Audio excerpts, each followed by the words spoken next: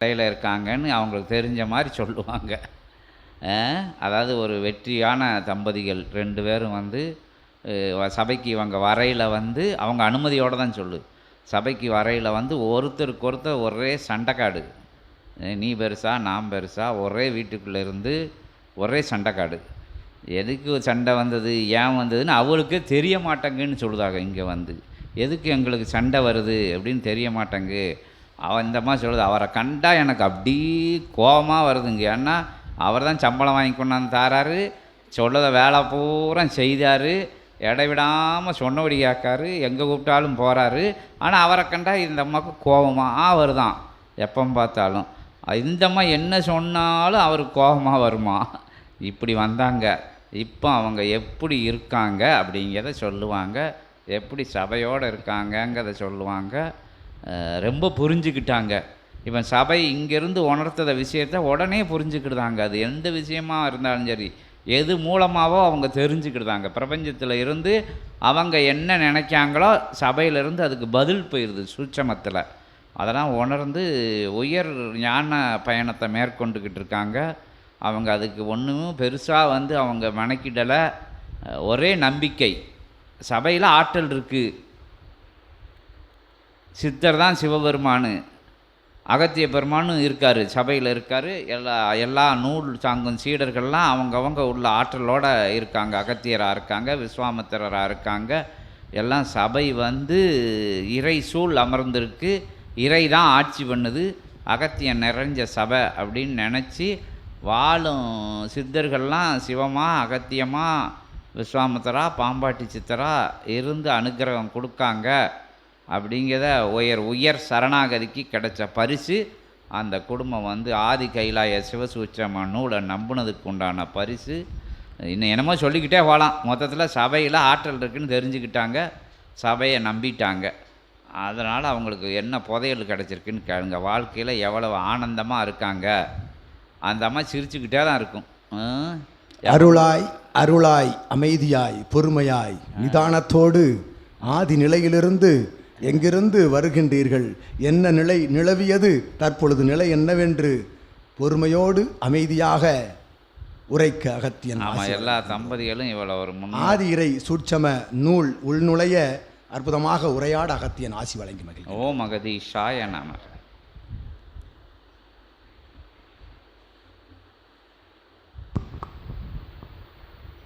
ஓம் அகதீஷாய நமக.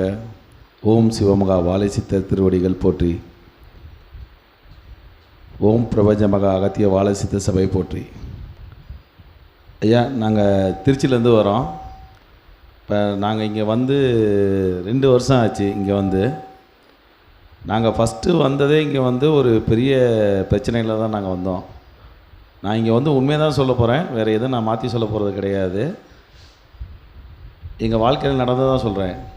நாங்கள் இங்கே ஃபஸ்ட்டு வரப்பே வந்து 2 பேர் வேணாம்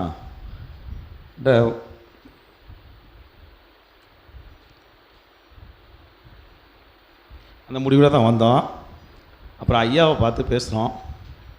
ஐயாவோட ஆற்றல் வந்து எங்களுக்கு கிடச்சிச்சு.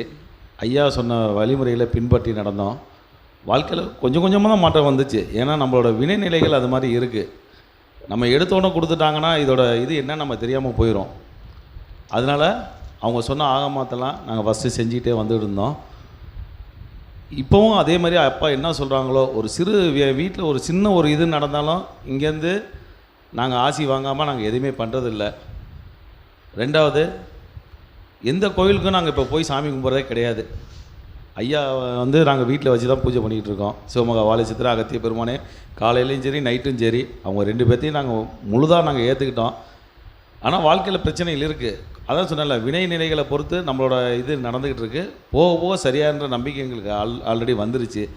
2வது, என் வீட்டில் வந்து உடல்நிலை பிரச்சனை அதிகமாக இருந்துக்கிட்டு இருந்துச்சு. அப்போ வந்து இங்கே வரணும்னு நாங்கள் நினச்சாலே வந்து ஏதாவது ஒரு காரணம் தட்டி எங்களை கழிச்சிக்கிட்டு போயிட்டே இருக்கோம். நாங்கள் இங்கே வர விடாமல் எங்களை தடுக்கும். ஏன் போயிட்டான்னா நல்லாயிருவாங்க, அதுக்கப்புறம் திருப்பி நம்மளை இவங்களை இது பண்ண முடியாதுன்னு அந்த வினைகள் என்ன பண்ண தடுத்து எங்களை நிப்பாட்டிக்கிட்டே இருந்துச்சு. ஆனால் அதையும் மீறி நாங்கள் கஷ்டப்பட்டு நாங்கள் கிளம்பி வந்தோம். அதோட பலனும் எங்களுக்கு நல்லா கிடச்சிருச்சு. ரெண்டாவது வந்து 3வது வந்து எப்படின்னா, எனக்கு நண்பர்கிட்ட வந்து நான் கொஞ்சம் பணம் கொடுத்து ஹெல்ப் பண்ணியிருந்தேன். ஆனால் எனக்கு இது வரைக்கும் 4 வருஷம் மேலே ஆயிடுச்சு. எனக்கு அது வந்து ஐயாட்ட சொல்லியிருந்த முறையிட்டு இருந்தேன். கிடச்சிரும், நம்பிக்கையாக இருங்க அப்படின்ட்டாங்க. நானும் சரின்னு ஒத்துக்கிட்டு வந்துட்டேன். ஆனால் இன்னைய வரைக்கும் நான் கிளம்புறதுக்கு ஒரு நாள் முன்னாடி வரைக்கும் என் கையில் காசு இருக்காது. ஆனால் எப்படி வந்து ஐயா கொடுப்பாங்கன்னு எனக்கு தெரியாது. ஆனால் ஆட்டோமேட்டிக்காக வந்துடும்.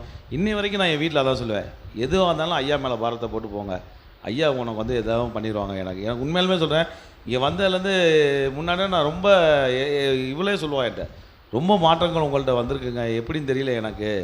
ஆனால் இன்னமும் எனக்கு அந்த கோபம்லாம் எனக்கு வந்து சுத்தமாக இல்லை. இப்போ யார் எது பண்ணாலுமே சரி தான், தொடச்சிட்டு நான் பாட்டு போயிடுவேன் அப்படியே. ஏன்னா இந்த நம்ம சபை வந்து நம்மளுக்கு அப்படி ஒரு ஆற்றல் நம்மளுக்கு கொடுத்துருக்கு. அதே மாதிரி காலையில் தவத்தில் உட்கார்றப்பமே சரி, எனக்கு அந்த காட்சிகள்லாம் வந்து எனக்கு அவ்வளோவா தெரியாது. ஆனால் என் வீட்டில் வந்து அதிகமாக காட்சிகள் பார்த்து சொல்லியிருக்காங்க. காலையில் அந்த வீட்டில் வந்து சந்தன வாடை வர்றது, ஊதுபத்தி வாடை வர்றது, மல்லிகைப்பூ வாசனை வர்றது. அதே மாதிரி எங்கள் வீட்டில் வந்து லாஸ்ட் டைம் வந்து சத்சங்கம் பண்ணோம். சத்சங்கம் பண்ணுறதுக்கு ஒரு வாரத்துக்கு முன்னாடியே வந்து மகேஸ்வரா பத்திரி வந்து வீட்டுக்கு வந்துட்டாங்க. அது வந்து எங்களுக்கே தெரியாது. ஆனால் தவத்தில் வந்து இவங்களுக்கு நல்லா காட்சி தெரிஞ்சுக்காங்க. சிங்கத்தில் வந்து அப்படியே வீட்டுக்குள்ளே உள்ளே வராங்க. அதை வந்து அப்பாட்ட கேட்குறப்பவே அவங்க வந்திருக்காங்க அப்படின்னு சொல்லி அன்றைக்கி சத்சங்கத்துலேயுமே வந்து அவங்க எங்கள் வீட்டில் வந்து சாப்பிட்டுட்டு ஒரு வாரம் எங்கள் வீட்டில் இருந்திருக்காங்க. எங்களுக்கு அதெல்லாம் ரொம்ப பெருமையாக இருக்குது. அதே மாதிரி பிள்ளைகளுக்கும் சரி, எங்கள் பசங்க 2 பேருமே வந்து இந்த அப்பா சொன்ன மாதிரி தான், ராசிகள் நட்சத்திரத்தெல்லாம் நாங்கள் எதிர்பார்க்குறதில்ல. நான் அந்த ஜாதகத்தெல்லாம் நாங்கள் இப்போ நம்புறதில்ல. முன்னே தான் நாங்கள் அடிக்கடி தூக்கிட்டு ஓடிட்டு இருந்தோம். இப்போ பார்த்தா எங்கள் பிள்ளைங்க 2 பேருமே ரொம்ப சேட்டை, ரொம்ப இது பண்ணியிருந்தாங்க. அதுக்கப்புறம் இங்கே வந்ததுலேருந்து அந்த பிள்ளைகளோட மாற்றங்கள் நல்லா மாறிடுச்சு. குணாதிசயங்கள் நல்லா மாறி வந்துகிட்டு இருக்குது எல்லாருமே. அதே மாதிரி என்னோட இதுலேயும் ஒரு இது இருக்குது. நான் ஆனால் சொல்லக்கூடாதுன்னு நினைப்பேன். ஆனால் இருந்தாலும் பரவாயில்ல, நம்ம சத்சங்கத்தில் நம்ம சபையில் தான் நான் சொல்கிறோம் அப்படின்றதுனால நான் எடுத்து சொல்கிறேன். எனக்கு உடல் ரீதியாக பிரச்சனைலாம் இருந்துகிட்ருக்கு. சமீப காலமாக ஒரு 6 மாதமாக வந்து நான் சுத்தமாக எதையும் பற்றி நான் நினச்சி கூட பார்க்கல. எதுவும் மாத்திரையெல்லாம் வேணாம், ஐயா இருக்காங்க, ஐயா பார்த்துக்குவாங்க. ஆனால் இன்னை வரைக்கும் அப்படியே நார்மலாக போயிட்டுருக்கு என்னோடய உடம்பு. எந்த பிரச்சனை, ஆனால் செக் பண்ணிக்கிறேன், போய் அப்பப்போ செக் பண்ணி பார்த்துக்கிறேன். ஆனால் நம்ம சபையோட ஆற்றல்னால என்னோடய பிரச்சனைகள் எல்லாமே படிப்படியாக குறைஞ்சி வந்துட்டுருக்குன்றதை இந்த தருணத்தில் நான் சொல்லிக்கிறேன். வீட்டுக்காரமாக 2 வார்த்தை பேசு. இன்புற்று வாழ்க, அகத்தியமே ஜெயம், ஆனந்தமே அகத்தியம். அகத்திய பெருமான் திருவடிகள் சரணம். சிவமகா வாழைசித்தர் திருவடிகள் சரணம். பிரபஞ்ச மகா அகத்திய வாழைசித்த சபையை போற்றி. அகத்திய பெருமான் நாமத்தை சொல்ல சொல்ல சிவமகா வாழைசித்தர் ஒரு நாள் ஃபுல்லாக, ஒரு நாளைக்கு இல்லை, நாள் ஃபுல்லாக 2 நாமத்தையும் 3ஐயும் சொல்லிக்கிட்டே இருப்பேன். அதோட பவர் எனக்கு கிடைச்சிக்கிட்டே இருக்குது. நான் நல்லா உணர்றேன்யா. நான் வண்டி ஸ்கூலுக்கு கூட்டிகிட்டு போகிறப்போ சரி, வண்டியில் போகிறப்போ சரி, சொல்லிக்கிட்டே போவேன். எதிர்த்தாப்புல நாய் வந்தாலோ ஏதோ ஒரு வந்தாலோ அதுலேருந்து என்னை தள்ளி விட்டு போகிற மாதிரி அதை நான் உணர்ந்திருக்கேன் நல்லாவே. அது மாதிரி நான் என்ன நினைக்கிறேனோ, ஏதோ ஒரு குழப்பத்தில் இருப்பேன், நான் என்ன நினைக்கிறேனோ அந்த நொடியே உங்ககிட்டேருந்து வாட்ஸ்அப்பில் மெசேஜ் வந்துடும். என்னோடய குழப்பத்துக்கு இது அப்பா கிட்டே கேட்போமா அப்படின்னு யோசிச்சுக்கிட்டே இருப்பேன். அன்னைக்கு நீங்கள் அந்த மெசேஜ் போட்டுக்கிட்டே இருப்பீங்க. அதுலேருந்து தெளிவாயிருவேன். நம்ம பண்ணுறது தப்பு சரிங்கிறது நீங்கள் அந்த வாட்ஸ்அப் மெசேஜ் நினச்சாலே போதும். எனக்கு வேறு எதுவுமே இல்லை, உங்ககிட்ட வந்து கேட்கணுன்னு கூட அவசியம் கிடையாது. நீங்கள் வந்து நிறைய அனுபவிச்சிருக்கிறேன். ரொம்ப உடம்பு சரியில்லாமல் இருப்பேன், அப்பா பார்த்தா சரியாயிடும்ன்ற நினப்பில் வந்துடுவேன். அந்த வியாதி அப்படியே போயிருக்கு. நான் இதை எங்கேயும் போய் சொல்லணும், யார்கிட்ட போய் சொல்லணும்லாம் தெரியாது. கால் வலி சரி, உடல் நிறைய பிரச்சனை, எனக்கு வியாதி வரும். எப்படி போகுதுன்னு தெரியும். உங்களை பார்த்துட்டா சரியாயிடும், இங்கே வந்தால் சரியாயிடும், அந்த சந்தோஷத்தில் தான் வருவேன். ரிட்டர்ன் போகிறப்போ ஒன்றுமே இருக்காது. இதெல்லாம் என்னன்னு நான் நினச்சிப்பேன். இப்போ ஆச்சரியமாக இருக்குது, அதிசயமாகவும் இருக்கும். இதெல்லாம் யார்கிட்டையும் சொல்கிற நம்புவாங்களா நம்ப மாட்டாங்களா அது கூட எனக்கு தெரியாது. இப்போ நேற்று கூட வர்றப்ப உங்களை பற்றி தான் பேசிட்டு வந்தோம். அப்பா எனக்கு எப்பொழுதுமே அப்பா பெருமாள் தான் தெரிவாங்க, முகம் ஃபுல்லாக தெரிய மாட்டாங்க. அது கூட சொல்லிட்டு தான் வந்தோம். வர்ற வழியிலே உங்களை மாதிரியே ஒருத்தர் எதிர்த்தாப்புலேயே பார்த்துட்டோம் நாங்கள். எங்கள் அத்தையும் சரி நாங்களும் சரி ரொம்ப ஆச்சரியமாக தான் பார்த்து, உடம்புலாம் சிலிர்த்துருச்சு. பேசிக்கிட்டு வர்றப்பவே உங்களை மாதிரியே பார்த்துட்டோம் நாங்கள். அதேமாதிரி சிவபெருமான் சொல்கிறாங்க, எல்லாருமே அப்பாவுக்குள்ள சிவபெருமான் இருக்காங்கன்னு சொன்னாங்க. நான் உணர்ந்ததே இல்லைன்னு சொன்னேன். காலையில் பூஜையில் நீங்களே நின்று சிவபெருமானே நின்று பூஜை பண்ணதை நான் எனக்குள்ளே உணர்ந்தேன்ப்பா. இன்னைக்கு ஃபுல்லாக உங்களை சிவபெருமானாக நான் நினச்சேனோ இல்லையோ, எனக்கு இன்றைக்கி ஃபுல்லாக நீங்கள் சிவனாக தான் தெரியுங்க. ரொம்ப சந்தோஷமாக இருக்குது. நினச்சாலே நமக்குள்ளே இந்த காட்சி கிடைக்காதா, நமக்குள்ளே கிடைக்காதான்னு என்னை ஒரு ஏக்கமாக பார்த்தாலே அந்த ஒரு அன்பு கிடைச்சிருது. நான் மனசுக்குள்ளே நினச்சாலே உங்ககிட்ட இருந்த அன்பு எனக்கு கிடைச்சிது. ரொம்ப சந்தோஷமாக இருக்குப்பா. நான் இப்போ சொல்கிறதுக்கு வார்த்தைகளே இல்லை. அந்த சொல்கிற தகுதியெல்லாம் எனக்கு இல்லை. அள்ளி அள்ளி கொடுத்துட்டே இருக்கிறீங்க எனக்கு. நான் அனுபவிக்கிறேன். அதில் எந்த குறையுமே கிடையாது. இன்னும் நான் அனுபவிக்கணும். உங்கள் கூட எப்பொழுதுமே இருக்கணும். எந்த வித மனஸ்தாபமும் அது இல்லாமல் உங்கள் கூடவே இருக்கணும். அந்த தான் ஆசையாக கேட்குறேன் நான் அகத்திய பெருமான்கிட்டேயும் உங்ககிட்டேயும். ஓம் அகதீசாய நமக. இந்த அம்மா ரொம்ப விஷயங்கள் சொல்லியிருக்கு, ஆனால் எல்லாமே சொல்ல முடியல அப்படிங்கிறதுனால கொஞ்சம் சுருக்கி சொல்லியிருக்கு. அது என்ன விஷயங்கள், ஆன்மீக சந்தேகங்களோ இகலோகத்தில் இருக்கக்கூடிய சந்தேகங்களோ, நம்ம செய்யது சரியா தப்பா அப்படிங்கிற விஷயங்களோ, அன்றாட நடக்கக்கூடிய பக்கத்து வீட்டில் இருந்து அவங்க பழகிற நண்பர்கள்ட்ட உறவினர்கள்ட்ட எப்படி நடந்துக்கணும், அவங்க செஞ்ச மாற்று நிலைகள், அதுக்குள்ளெல்லாம் இருந்து எப்படி வெளியே வரணும், எல்லா சூட்சமத்தையும் சபை சொல்லிக்கிட்டே இருக்குது இங்கேருந்து. அதாவது பிரபஞ்ச அகத்திய வாழை சித்த சபைன்னு ஒரு குழுமம் இருக்குல்ல நம்மகிட்ட, அதில் இவங்க இருக்காங்க. அந்த விஷயங்களில் வரக்கூடிய மெசேஜில் இந்த அம்மா பாடம் படிச்சுக்கிட்டு இருக்கு. அதாவது பேசுவாங்க இடையில ஃபோன் போட்டு, இருந்தாலும் எப்பவும் பேசவே முடியாதுல்ல. அந்த இவங்களுக்கு ஏதாச்சும் பிரச்சனை வருதுன்னா இங்கேருந்து மெசேஜ் போயிடுது. அப்படியே இவங்களுக்கு பிரபஞ்சம் உணர்த்திக்கிட்டே இருக்குது. ரொம்ப விஷயங்கள் உணர்த்தப்பட்டிருக்கு. ரொம்ப புரிதலோடு பயணப்படுதாங்க. இன்றைக்கு கூட இந்த காலையில் ஆட்டின உரையில் ஒரு விஷயங்களை நீங்கள் சொன்ன உடனே நான் விலக்கி வச்சுட்டேன் அப்படின்னு. அதாவது பிடிக்காதவங்களுக்கு ஏதோ ஒரு கஷ்டங்கள் வந்தான்னா அதை நம்ம அதுக்கும் இறக்கப்படணும். அதனால் நம்ம விரோதி தானே வந்துடுச்சுன்னு நினைக்கக்கூடாது அப்படின்னு காலையில் ஆற்றின உரையில் சொல்லப்பட்ட விஷயங்கள் அந்த அம்மா அந்த விஷயத்தை தூக்கி இன்றைக்கி தூர போட்டுச்சு. ஏதோ ஒரு நிலைகள் இருந்திருக்கு அவங்களுக்குள்ள, யார் மேலேயே ஒரு காழ்ப்புணர்ச்சி இருந்திருக்கு, ஒரு பழிவாங்கும் நோக்கம். அது எப்படி இருக்கும், அது எல்லாருக்குள்ளேயும் இருக்குது அந்த விஷயங்கள். அதுக்காண்டி தான் அதிகாலை நேரத்தில், அற்புதமான நேரத்தில் அந்த கணபதிக்கு முன்பாக, கோபூஜைக்கு முன்பாக ஒரு சிறு உரை அது காலையில் பசுமரத்தாணி போல் பதியுன்னு சொல்லுவாங்களா படிக்கிற விஷயம். அதனால் அப்போ ஒரு சாட்டு, அது கொஞ்சம் கொஞ்சம் குறுஞ்செய்தி சொல்லப்படுது. சபைக்காகவும், சபையை அதிகாலையில் நைட்டு வராட்ட சொல்லுவேன் சபையை பற்றி. ஏன்னா முழுமையாக கோபூஜையை பார்க்கணும் அப்படிங்கிறதுக்காண்டி. என்ன வேலை இல்லையா, வெட்டி இல்லையா, எங்களுக்கு தொண்டையெல்லாம் வலிக்கும், போய் அப்படி உட்கார முடியாது, கிருன்னு வரும். நேரத்தை அப்படி தான் தலை சுற்றி தான் எந்திரிச்சு போனோம் இங்கேருந்து உட்கார முடியாமல்.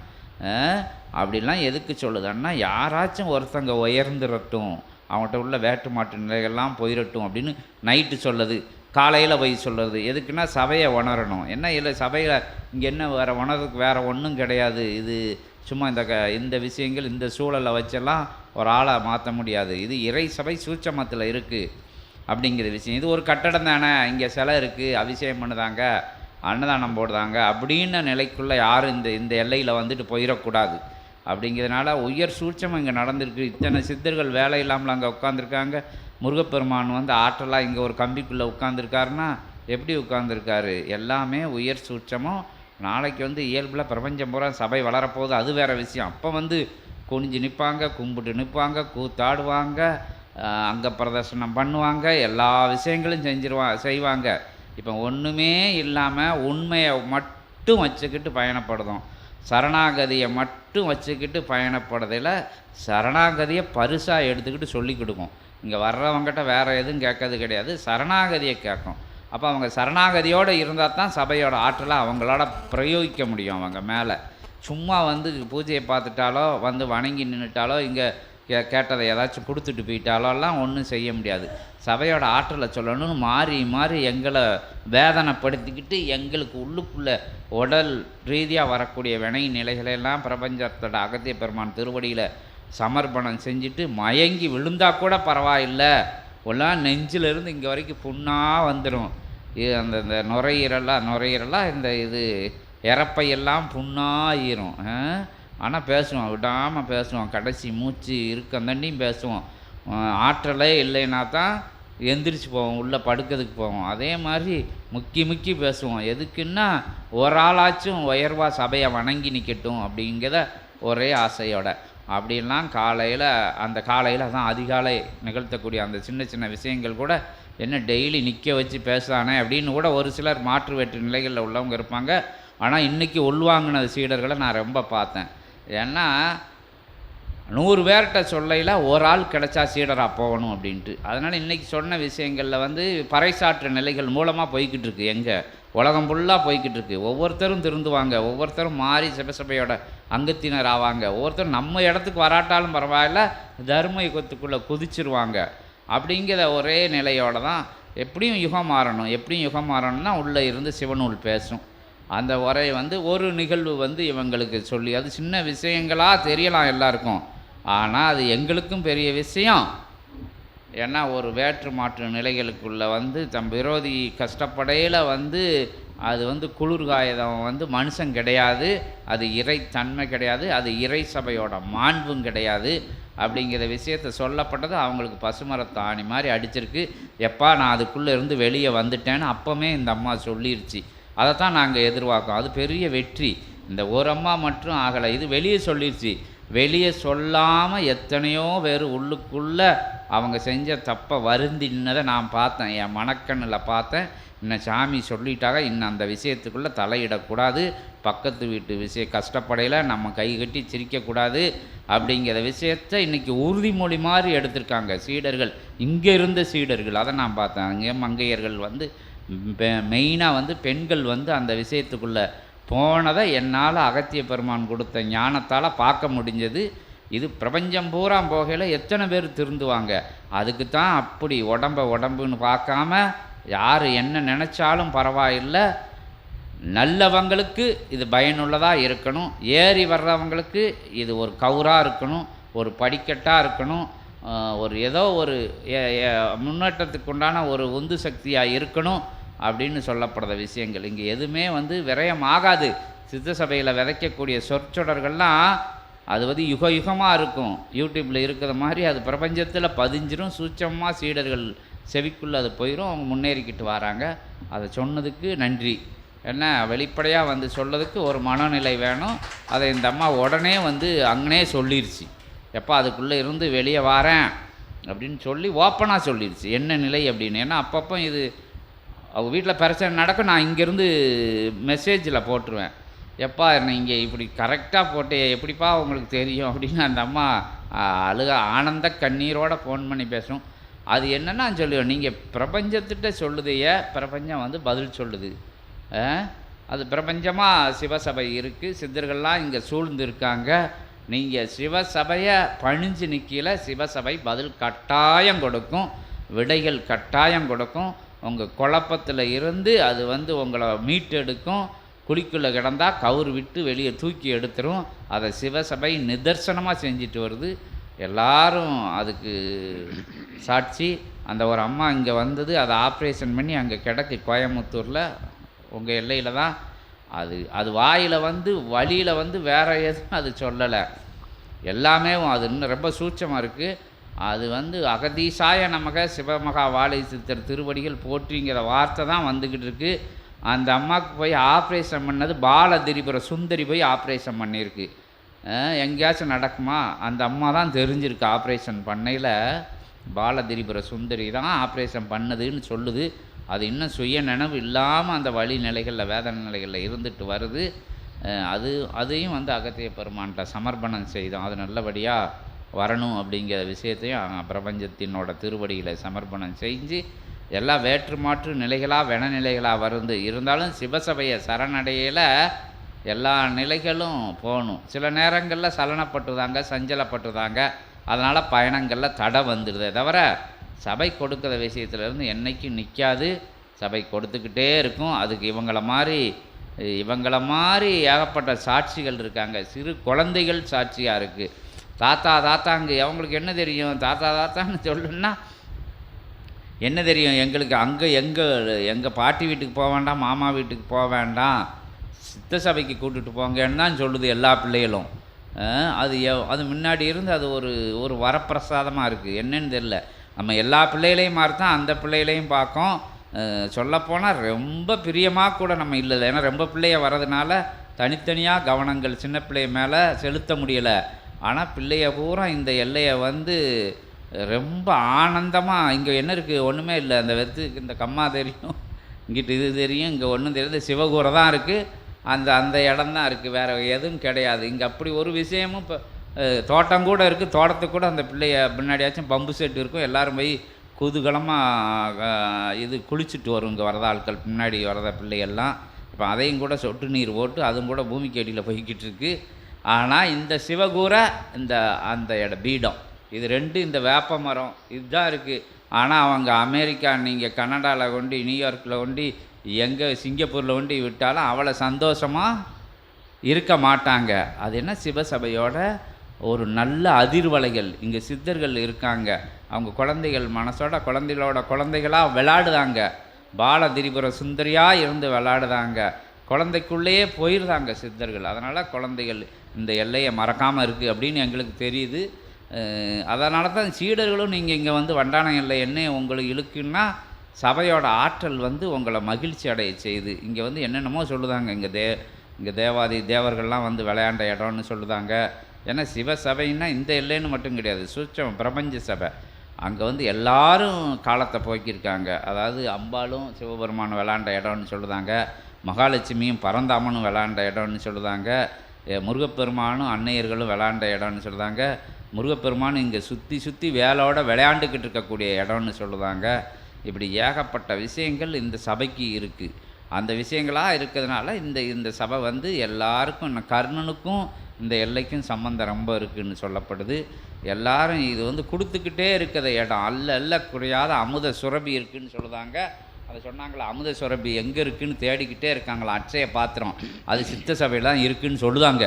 இன்றைக்கி சொன்ன வளர்நூல் ஆசியில் கூட வந்திருக்கு.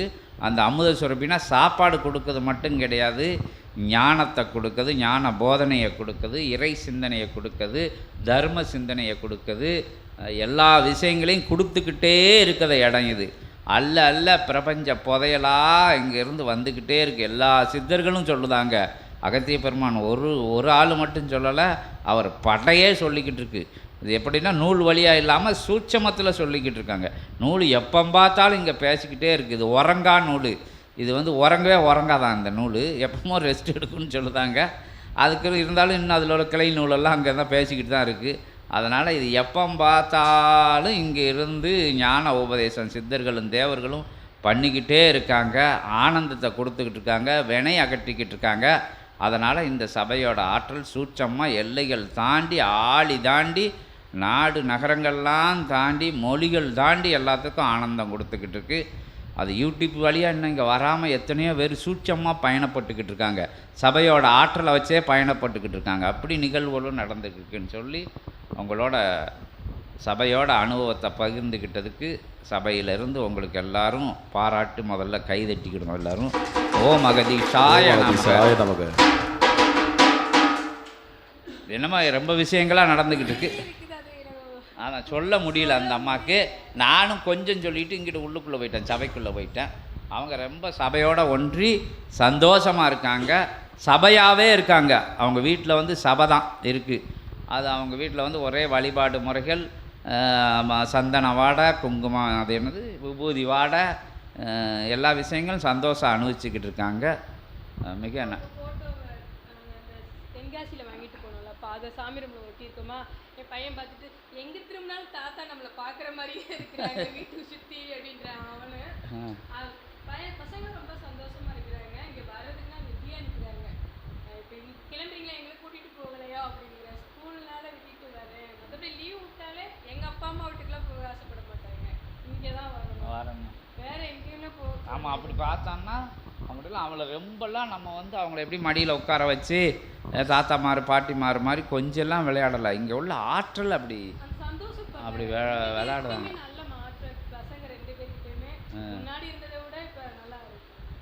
அவங்கள்ட்ட நல்ல மாற்றங்கள் இருக்குது. ரொம்ப வருத்தப்பட்டாங்க பிள்ளைகளை பற்றி. இப்போ எல்லா விஷயங்களும் பிள்ளை விஷயத்தில் பாசிட்டிவாக இருக்குது. அவங்களுக்கு வேறு ஸ்கூல் அகத்திய பெருமானை சொல்லி மாற்றினாங்க. அந்த பிள்ளை மார்க் அதிகமாக எடுக்கு. பையனும் நல்ல புரிதலோடு வளம் வர ஆரம்பிச்சிட்டான்.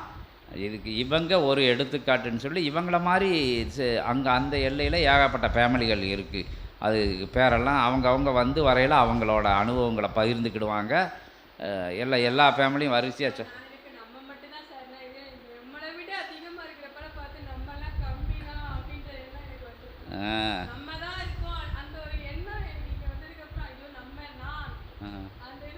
அதான் மெயின், அதான் மெயின்.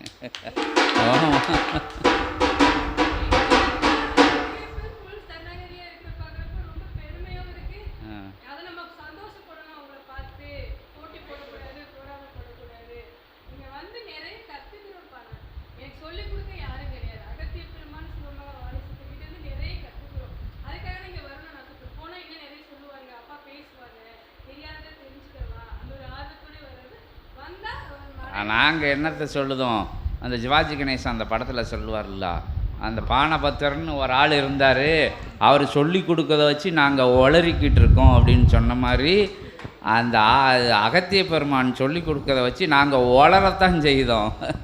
எதுக்குன்னா பயம், கெட்டவங்க யாரும் சபைக்குள்ளே வந்துடக்கூடாது, தேவையில்லாமல் சபைக்குள்ளே வந்துடக்கூடாதுன்னு சொல்லி வந்தால் வராங்க போனால் போகிறாங்க அப்படின்னு சொல்லி அடிக்கிறது அடிதான். இந்த அடியில் தப்பிச்சு யார் வந்தால் நமக்கானவங்க அவங்க ஓடி போனால் போகட்டும் அப்படிங்கிறத கொடுக்கறத கொடுப்பு தான் எப்பவும் கொடுக்குது. அதை தான் சாட்டை அடின்னு சித்தர்கள்லாம் சொல்லுதாங்க. அவங்க சொன்னதை வச்சு நமக்கு உளறிக்கிட்டு தான் இருக்கோம். நாங்கள் ஒன்றும் வரிசையாக உரை நிகழ்த்தலை. ஆனால் அவங்க வார்த்தைகளை எடுத்து கொடுக்காங்க, அவியல் மாதிரி போடுதாங்க. உனக்கு என்ன வேணும், வாழைக்காய் வேணால் எடுத்து சாப்பிட்டுக்கோ, உருளைக்கிழங்கு வேணால் எடுத்து சாப்பிட்டுக்கோ, கேரட் வேணால் சாப்பிட்டுக்கோ, பீன்ஸ் வேணால் சாப்பிட்டுக்கோ, எது வேணாலும் சாப்பிட்டுக்கோ, இனிப்பு வேணாலும் தேங்காய் போட்டு வச்சுருந்தோம், அது நல்லெண்ணெய்க்கு பதில் தேங்காய் எண்ணெய் ஊற்றி வச்சுருந்தோம், எல்லாம் இருக்குது அவியலில். உங்களுக்கு தேவையானதை சாப்பிட்டுக்கோங்க. அதான் அகத்திய பெருமான் சொல்லுதாருல, வாங்க பழகி பாருங்க. ஆனால் பிடிச்சா சொந்தக்காரங்களாக இருங்க, இல்லாட்டி போய்கிட்டே இருங்க. நீங்கள் போங்க, நாங்கள் வணக்கி எங்கள் வழியில் போய்கிட்டு இருக்கோம். ஆனால் நாங்கள் நடந்துக்கிட்டே இருக்கோம், நீங்கள் உங்கள் வழியில் நடந்துக்கிட்டுருங்க. இங்கே வந்தால் தர்ம யுகத்தை பார்த்து நடக்க போகிறைய, அங்கிட்டாம் போனால் கலியுகத்தை பார்த்து நடக்க போகிறைய, எந்த யுகம் நீங்கள் முடிவு பண்ணிக்கோங்க. அப்படி பூரா நகைச்சுவையோடு இப்படி பயணப்பட்டுக்கிட்டு இருக்கோம். இதெல்லாம் அகதி பெருமான சிரிக்காரு விழுந்து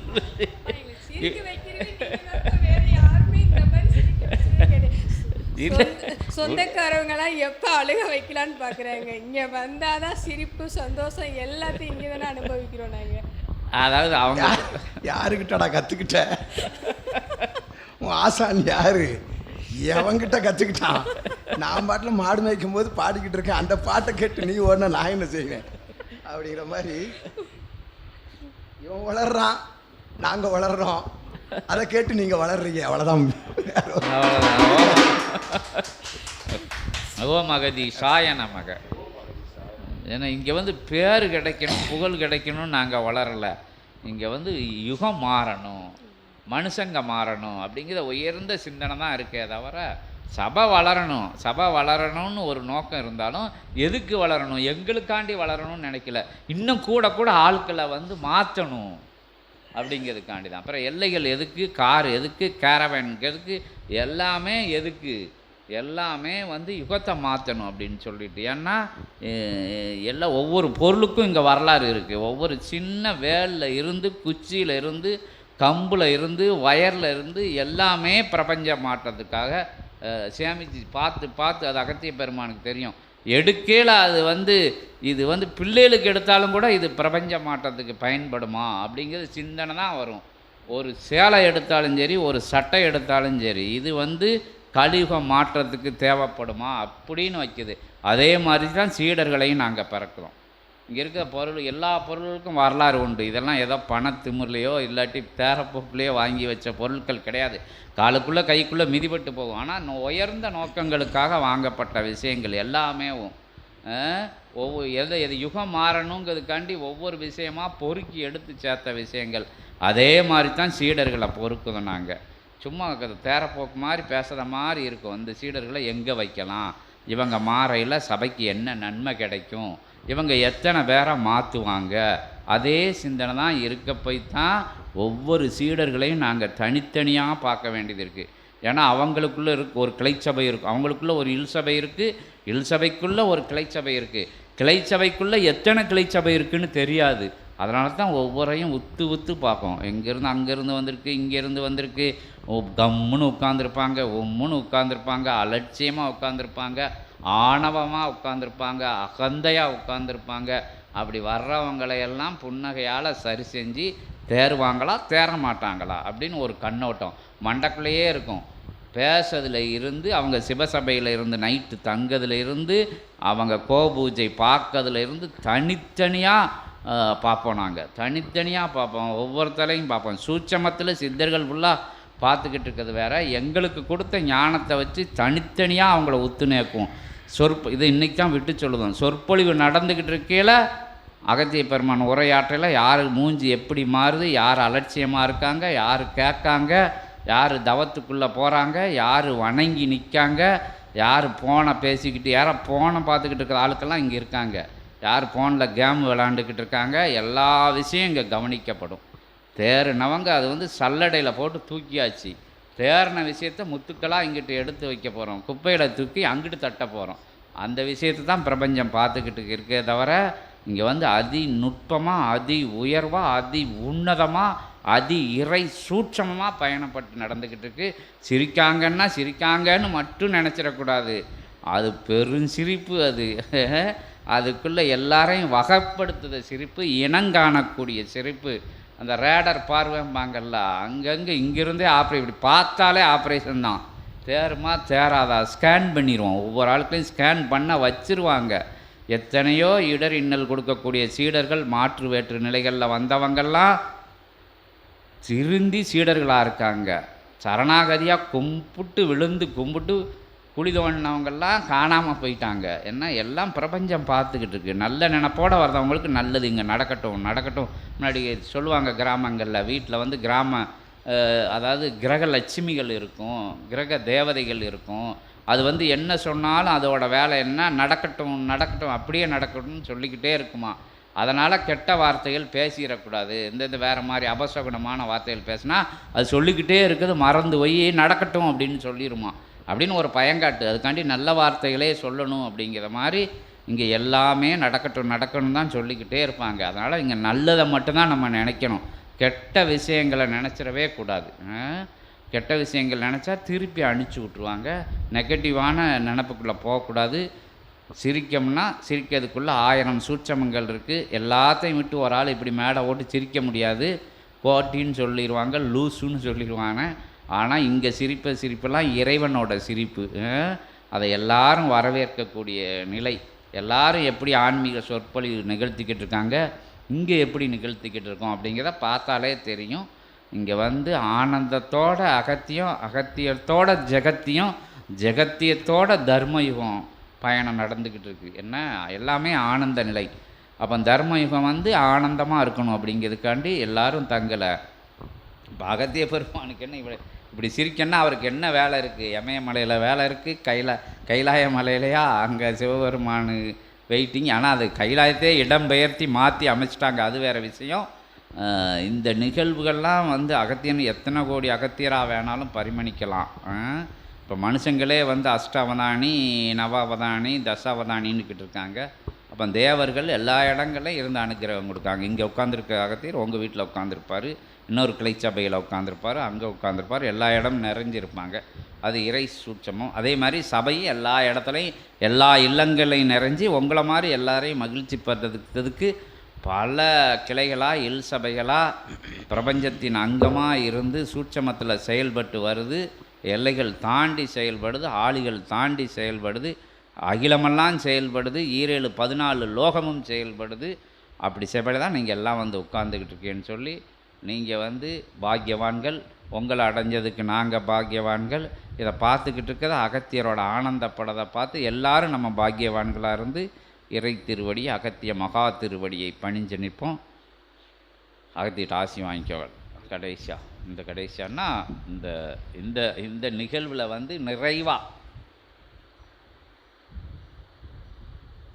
இது ஒரு குடும்பம் அகத்தியன் உரைக்கின்றோம். பிரபஞ்ச மகாசபையை, அகத்திய வாழை சித்த சபையை, சிவமகா வாழை சித்தனை, அகத்தியனை குடும்பமாக ஏற்றுக்கொண்ட இது ஒரு குடும்பம் என்று அகத்தியன் உரைக்கின்றோம். ஓம் அகதீசாய நமக. இதுபோல் பிரபஞ்ச மகா அகத்திய வாழை சித்த சபையினுடைய முதல் நிலை கிளைச்சபை அமைத்த தலமதிலிருந்து வந்து நின்று சரண் அடைந்த பல்வேறு குடும்பங்களில் இது ஒரு குடும்பம் என்று அகத்தியன் வாழ்த்தி மகிழ்கிறார். ஓம் அகதீஷாய நமக. ஏன் குடும்பம் என்று உரைக்கின்றோம்? அகத்தியன் சிவசபைக்கு தன்னுடைய இல்லம் முழுவதையும் அர்ப்பணிக்கின்ற நிலை இருக்கின்றதே, அத்தகைய அர்ப்பணிப்பு நிலைதனை வழங்கிய நிலையில் பிரபஞ்ச மகாசபை குடும்பத்தில் ஒரு அங்கத்தினர்களாக ஒவ்வொருவரும் மாறிவிடுகின்றார்கள், இல்லம் முழுவதில் உள்ளவர்கள் என்று அகத்தியன் உரைத்து மகிழ்கின்றோம்.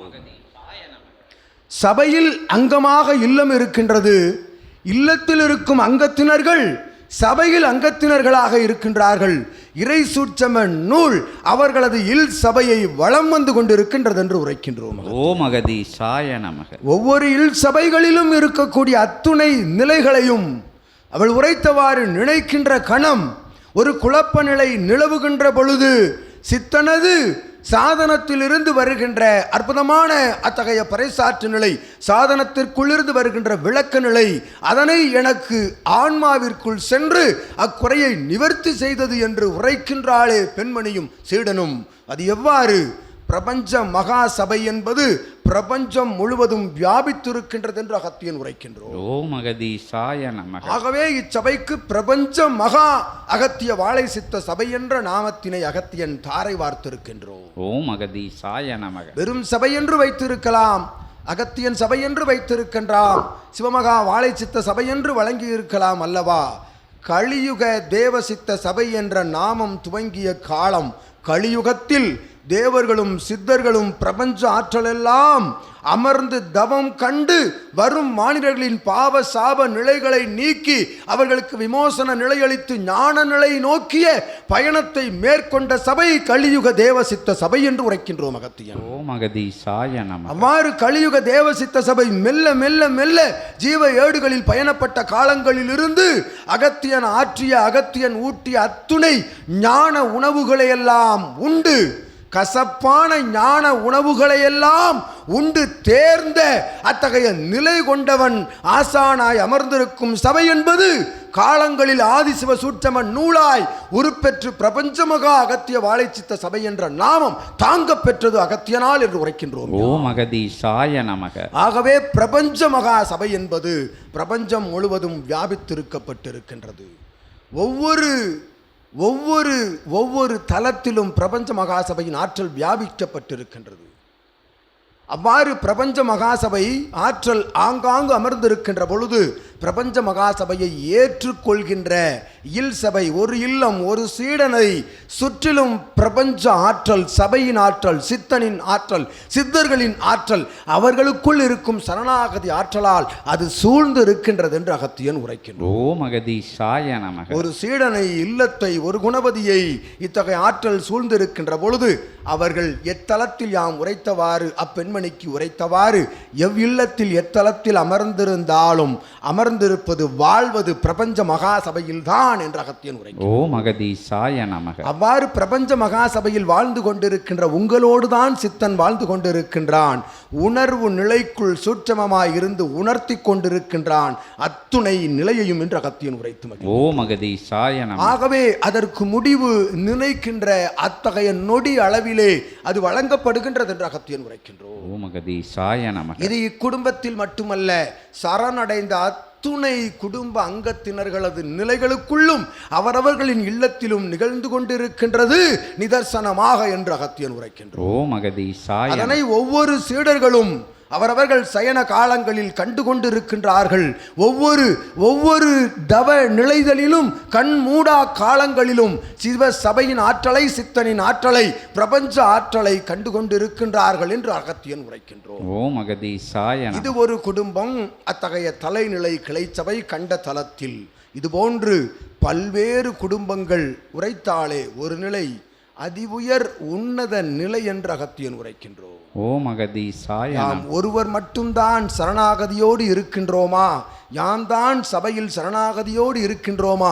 நான் தான் இருக்கின்றேனா என்கின்ற நிலையிலிருந்து வெளிவந்தோம் என்று உரைத்தாலே இரு குணங்கள் இன்று அவளிடமிருந்து விடுபட்டு இருக்கின்றது என்று அகத்தியன் உரைத்தார். ஓம் அகதீஷாய நமக. குரோத நிலை வெளிச்சென்று இருக்கின்றது. அகத்தியன் உரைக்கின்றோம். 5 எதிரிகளை வெல்பவன் தான் சித்தன், ஞானி, இறைவன் என்ற அகத்தியன் உரைக்கின்றோம். ஓம் அகதீசாய நமக. அத்தகைய 5 எதிரிகளில் ஒரு எதிரியை இன்றைய காலை சித்தன் உணர்த்திய உரை நிகழ்வில், அவன் உபதேச நிகழ்வில் பெற்று யாம் அதை இழந்து விட்டோம், அது எம்மிடமிருந்து அகற்றப்பட்டு விட்டது என்று உரைக்கின்ற உரை இருக்கின்றது. தற்பொழுதும் உரைக்கின்றோம், சற்சங்கம் வெற்றி பெற்றது என்று உரைக்கின்றோம். ஓம் அகதீசாய நமக. அதுபோல் உரைத்தாலே நான் தான் சரணாகதியோடு இருக்கின்றோனோ, அந்த நான் அவளிடம் இருந்து வெளி செல்வதை அகத்தியன் வாழ்த்தி மகிழ்கின்றோம். ஓம் அகதீசாய நமக. இதுபோல்தான் ஒரு சீடன் உரைத்தான். நான் என்னும் நிலைக்குள் சென்று அவன் ஆராய்தல் நிலைகளுக்குள் சென்று அவன் உரைத்தான். இதைத்தான் அகத்தியனிடம் வினவினான் ஒரு சற்சங்க நிகழ்வில். நான் சரணாகதியோடு இருக்கின்றேன், நான் அடிபணிவோடு இருக்கின்றேன், நான் உங்களை நினைக்கின்றேன், நான் சபையில் வலம் வருகின்றேன் என்று கூறுவதும் ஒரு நான் தானே என்று வினவினான். அதுவும் நான் தான். ஆகையால் அடிபணிவு சரணாகதி அடைகின்ற குடும்பங்கள் ஒட்டுமொத்தமாக தென்காசி தலமதிலே வந்த அமர் நிலை கொண்டு சற்சங்க நிகழ்வோடு கலந்திருந்த பொழுது, எதற்காக அகத்தியன் சற்சங்க விழாவிற்கு, அத்தகைய பெரு விழாவிற்கு அகத்தியன் அனுமதி வழங்குகின்றோம்? இவன் உரைத்தவாறு அத்தலமதில் வினவிய நிலைக்கு எதற்காக அனுமதி வழங்கினோம்? ஒவ்வொரு சீடனது சரணாகதி நிலையையும் மற்ற சீடர்கள் அறிந்து கொள்ள வேண்டும், தெரிந்து கொள்ள வேண்டும், அவர்களிடமிருந்து அவர்களாக பாடம் கற்றுக்கொள்ள வேண்டும் என்ற நிலைக்காகவே என்று அகத்தியன் உரைத்து மகிழ்கிறார். ஓம் அகதீசாய நமக. ஆகையால் ஒவ்வொரு சீடர்களது இல்லமும் சீடனும் ஒவ்வொரு பெண்மணியும் அடைகின்ற சரணாகதி நிலை ஒவ்வொருவரும் தனித்தனியான ஞான பயணம் என்று அகத்தியன் கூறுகின்றோம். ஓம் அகதீசாய நமக. ஒருவரோடு ஒருவர் ஞான நிலையில் ஒப்பிடுதல் என்பது அறவே கூடாது என்று அகத்தியன் உரைத்து மகிழ்கிறார். ஓம் அகதீசாய நமக. அது அவரவர்கள் நான் உரைத்தவாறு அத்தகைய சந்தோஷ மனம் எங்கிருந்து வரும்? மனம் எங்கிருந்து வரும்? அம்மனம் கொண்டால் மனம் வரும். அம்மன நிலையோடு வளம் வாருங்கள். ஒவ்வொரு சீடரும் உள்ளுக்குள் சபையை, சித்தனை, வாழும் குருவை ஏற்றுக்கொள்ளுங்கள். சபை, சித்தன், பிரபஞ்சம், மகாசபை உங்களை ஏற்றுக்கொள்கின்றது. ஒவ்வொருவனுடைய பயணமும் சித்தனோடு தனித்தனி பயணம் என்று அகத்தியன் உரைக்கின்றோம். அனைத்து சீடர்கள் ஆளி நாடு நகரம் தாண்டி அத்துணை சீடர்கள் அமர்ந்திருந்த பொழுதும் ஒவ்வொருவனுடைய கதிர்வீச்சும், பிரபஞ்ச மகாசபை சிவசபை ஆசானுடைய கதிர்வீச்சு, ஞான கதிர்வீச்சு தனித்தனியாக சென்று கொண்டு இருக்கின்றது என்று அகத்தியன் உரைக்கின்றோம். ஓம் அகதீசாய நமக. கணவன் மனைவியாக இருந்த பொழுதும் இருவேறு நிலைகளில் தான் சிவசபையில் இருந்து கதிர்வீச்சு சென்று கொண்டு இருக்கின்றது. ஞான பிரபஞ்ச கதிர்வீச்சு என்று உரைத்து மகிழ்கின்றோம். ஓம் அகதீசாய நமக. அவ்வாறு தனித்தனியான பயணங்கள் சிவசபை ஆசானுக்கும் உனக்கும் தொடர்பு, சிவசபை ஆசானுக்கும் உனக்கும் தொடர்பு, வாழும் குருவிற்கும் உனக்கும் தொடர்பு என்று அகத்தியன் உரைக்கின்றோம். ஓம் அகதீசாய நமக. இங்கு அகத்தியன் பணி என்ன? அகத்தியனுடைய பணி என்ன? இங்கு வந்து அமர்ந்து ஆற்றிய பணி நிறைவடைந்து கொண்டிருக்கின்றது. இன்னும் 1% மீதம் இருக்கின்றது. ஓம் அகதீசாய நமக. நிறைந்து விட்டதென்று உரைத்தோம் அகத்தியன். இன்னும் 1% உள்ளது. ஏனெனில் வந்த அமர்கின்ற சீடர்கள் இதுபோன்று ஒவ்வொருவரும் ஆற்றுகின்ற உபதேச நிலைகளால் மாறுகின்ற பொழுது அவர்கள் மாற்றுகின்றார்களே பிரபஞ்சத்தை. இவன் மூலமாக அவள் மூலமாக இவள் என்று மாற்றுகின்ற நிலை இருக்கின்றது. அது வெற்றி பெறுகின்ற காலங்களிலே அகத்தியனுடைய 1% பணியும் நிறைவடைந்து விட்டது சபையில் என்று அகத்தியன் உரைக்கிறார். ஓம் அகதீசாய நமக. அவ்வாறு எமை அமர வைத்து அழகு பார்த்து அற்புதமான தவம் கண்டு தவத்திற்குள் சிவத்தை கொண்டு வந்து கைலாய தலமாய் இடமாற்றி அமர வைத்து அற்புதமான அர்ப்பணிப்பு நிலை கொண்ட சிவசபை ஆசானுக்கு நல் ஆசிகள் அகத்தியன் வழங்கி மகிழ்கிறார். ஓம் அகதீசாய நமக. ஒரு பணியை ஒருவனிடம் வழங்குகின்ற பொழுது அப்பணி எவ்வாறு ஆற்றப்படுகின்றதோ, ஆற்றப்படுகின்ற பணிநிலைக்கேற்றவாறு அவனுக்குள் பலன் பிரபஞ்சம் வழங்குகின்றது. அவ்வாறு பிரபஞ்சம் கொடுத்த கொடைதனை தங்களுக்கெல்லாம் பரிசாக வழங்கி கொண்டிருக்கின்ற ஒரு கொடையாளனை வாழும் குருவாக ஏற்றுக்கொண்டிருக்கின்றீர்கள் என்ற அகத்தியன் உரைத்து. ஓம் அகதீசாய நமக. அக்கொடையாளனுக்குள் இருந்து வருகின்ற அற்புதமான ஆற்றல் கொண்ட ஞான உபதேச நிலைதனை ஏற்று நின்ற திரு குடும்பத்திற்கு அகத்தியன் யாம் நல்ல ஆசி வழங்கி மகிழ்கின்றோம். ஓம் அகதீசாய நமக. அற்புதமாக அக்கிளை சபைக்கு தாண்டி அகத்தியன் பயணப்படுகின்ற பொழுது, சிவமகா வாழைச்சித்தன் பயணப்படுகின்ற பொழுது அந்நிகழ்வு வெகு விரைவில் நடக்கவிருக்கின்றது என்று உரைக்கின்றோம். ஓம் அகதீசாய நமக. பயண நிலை கடந்து அத்தகைய பல்லவதேயம் செல்கின்ற பொழுது எங்கள் தளத்தை உங்கள் கிளைச்சபையை கடந்து செல்கின்றீர்கள் சித்தனே, எங்களை கண்டு செல்லுங்கள், யாம் உங்களை காண வேண்டும், ஆசி பெற வேண்டும் என்று வந்து நின்று சித்தனை கண்டு வாய் மொழி பேசாது கண்டு அவனை காண்கின்ற பொழுது சிவத்தை காண்கின்றவாறு நான் தழுதழுத்து நிற்கின்றனரே ஒவ்வொருவரும். அந்நிலை கண்டு அகத்தியன் நான் தழுதழுத்து கண்ணீர் நீர் ததும்ப அகத்தியன் நின்ற கோலத்தை கண்டோம் யாம். ஓம் அகதீசாய நமக. அற்புதமான அர்ப்பணிப்பு மிக்க சீடர்கள் தான் எனக்கு கிடைத்திருக்கின்ற கிளைச்சபை சீடர்கள் யாவரும் என்று அகத்தியன் உரைத்து மகிழ்கின்றோம். ஓம் அகதீசாய நமக. அவ்வாறு அற்புதமான பிரபஞ்ச மகாசபையிலே சீடர்களாக வலம் வருகின்ற அனைவருக்கும் அகத்தியன் நல் முழுமதி பெருநாள் ஒரு உபதேச நிலைதனில் ஒரு சீடன் பெற்றான் எனில் அது அத்தகைய பிரபஞ்சத்திற்கு வெற்றி என்று சித்தன் உரைத்தவாறு சற்சங்க பெருவிழாவில் இங்கமர்ந்திருக்கின்ற சீடர்கள் மட்டுமல்ல, கண்டுகொண்டிருக்கின்ற சாதனத்தின் மூலமாக காண்கின்ற பிரபஞ்ச சீடர்கள் ஒரு நொடி மாற்று நிலையில் விழிருந்து வெளிவந்து நல் ஞான நிலையோடு பயணப்பட வேண்டும் என்று நினைக்கின்ற நிலை இருக்கின்றது. தர்மயுகம் பிறந்து விட்டதடா என்று உரைத்தாக. ஓம் அகதீசாய நமக.